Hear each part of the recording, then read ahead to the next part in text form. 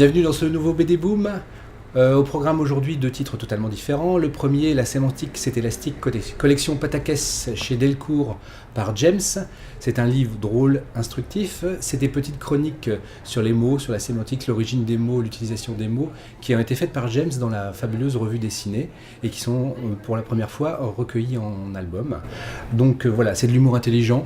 Voilà, c'est pas pour vous rebuter, mais c'est de l'humour vraiment très intelligent. On apprend des choses. Le dessin de James, même s'il est assez, il a l'air d'être assez simple, en fait, il est très efficace et il est, à mon avis, pas si simple que ça. James, pour moi, est un des auteurs en humour avec Fab Caro et Fabrice en ce moment qui sont à suivre. Donc, n'hésitez pas à essayer. La sémantique, c'est élastique. Je dirais même plus, la sémantique, c'est fantastique avec James. On continue avec un titre totalement différent. C'est Retour à Quilibex de Pierre Alary, d'après un roman de Sorge Chalandon aux éditions Soleil, collection Métamorphose. Le Retour à Quilibex fait suite à un album qui était paru précédemment qui s'appelait Mon Traître, qui était aussi un roman de Sorge Chalandon. Plutôt que de faire suite, c'est même plutôt un miroir de ce roman-là. Donc lire les deux n'est pas forcément utile, même si ça, je vous le conseille parce que c'est vraiment deux très belles œuvres.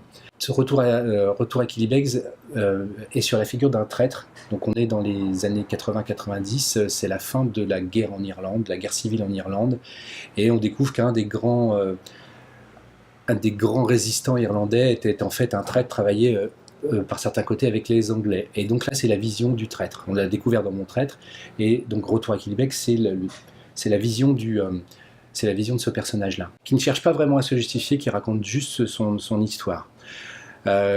Passionnant est un faible mot pour ce titre. Je dois avouer que l'ouvrage, il vous reste quand même plusieurs jours dans la tête après l'avoir lu.